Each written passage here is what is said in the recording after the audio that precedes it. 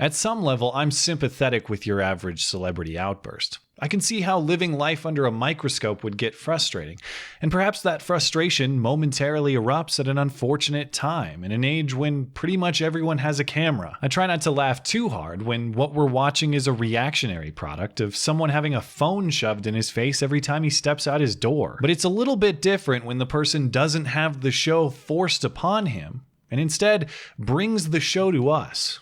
Publicly, willingly, and habitually. That's why I don't feel a moment of guilt for laughing at Shia LaBeouf. He hasn't been snooped upon. In fact, he's spent the better part of the year setting up cameras specifically for the purpose of watching him at all times. We're not laughing at Shia despite his wishes. We're laughing at Shia because he insists that we do. And if you insist, Shia, we as a society will happily oblige. And if the comedy doesn't do it for you, the scientific value will. We need to study Shia. Psychologically, biologically. We need to understand how a talented child with such a promising future... I proudly accept this award as Band of the Year, and I'd like to thank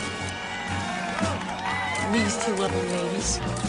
falls from such grace to become a street hobo with an exhibitionist parade of mental health issues. He will not divide us! He may not divide us, but as we'll see, a recreational cocktail of alcohol and speculated medication might just do the trick. If you've followed the life and times of Shia since the president's inauguration, you know there may be no more acute case of Trump derangement syndrome. The man has set up exhibit after exhibit of anti-Trump performance art, only to have each of them disrupted by trolls, even when the locations were intentionally concealed. Resigning Shia to seclusion in a rural Finland cabin for a month, denouncing his 4chan trolls as fascists seeking ideological refuge due to rejection from women. Shia's ongoing battle with 4chan is a lot like the rivalry between the Harlem Globetrotters and the Washington Generals. It's hard to call it a rivalry when one side always wins. Still, Shia serves as a reminder to 4chan that with great power comes great responsibility. We normies respect your arsenal, and we ask only for your mercy and grace in deploying it. Perhaps the weariness of war with such a formidable adversary led Shia to the refuge of the bottle last weekend in Savannah, Georgia, when he approached a bystander and asked for a cigarette to take the edge off. When the bystander refused, Shia became enraged, yelling profanities in front of women and children. When a nearby police officer intervened, Shia became aggressive toward him, avoiding arrest by running into a hotel. It was in that hotel lobby that Shia was placed under arrest for public drunkenness and disorderly conduct, delivering what can only be plausibly defended as a spot-on Randy Marsh impression. I do, sir.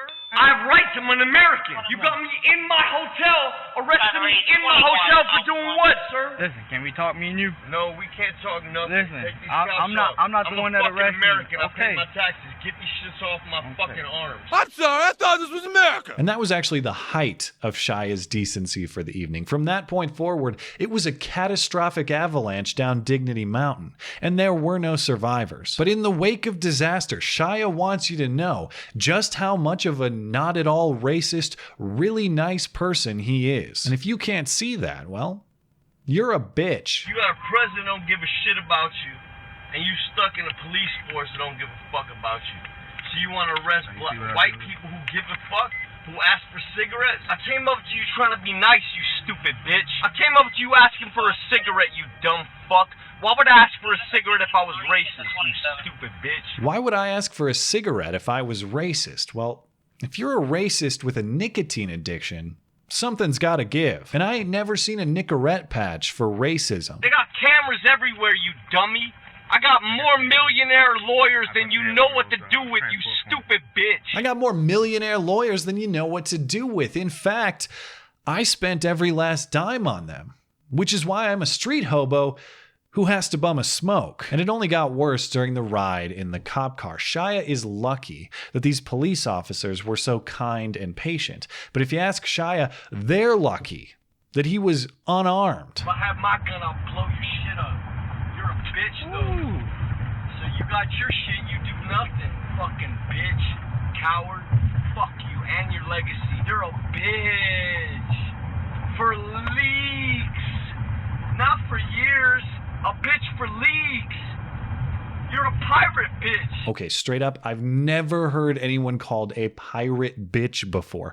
Not even Johnny Depp. And don't forget, a year is a measure of time, a league is a measure of distance. As in the Jules Verne classic, that bitch who traveled for leagues under the sea. Anyway, it's a good thing Shia clarified earlier how not racist he is, because when he got to the station, he said some things that would suggest otherwise. Fuck you, bitch. Hey, you right now with a white. What you tell her tonight? You know she watches porn. She probably watches fucking videos and shit.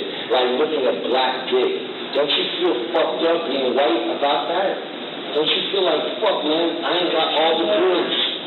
Don't you feel like a white guilt? Don't you feel white guilt? Yeah, but we all know racism against white people doesn't count. That's a mulligan. No harm, no foul. Let's get his prints. Hey, you going to hell straight to hell, bro.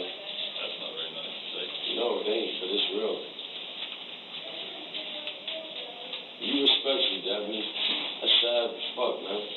Why was it Dabney? Because he's a black man.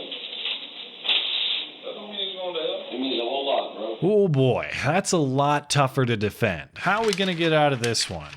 Yes, it's okay to be racist when you're the victim of racism. How are we being racist? Because you got me in here on a fucking hole from a black man who arrested me for being white in a city that don't have nothing to do with none of it. I'm sitting in having a cigarette, asking 3 black people to have a cigarette. Motherfucker want to call me a fucking racist. And in his defense, Shia is frequently the victim of racism. Don't forget, back in April, he was kicked out of a bowling alley bar in LA by a racist bartender who wouldn't serve him more booze or fries on account of his belligerent drunkenness. But that guy was a total racist. Asking you about why you won't serve me French fries. Asking you about French fries. You want to hit me in the head with a grape juice bottle. You fucking racist bitch. You fucked up fucking racist. Fuck you. Yeah, you fucked up, you racist bartender who serves a bar of pretty much entirely racial minorities.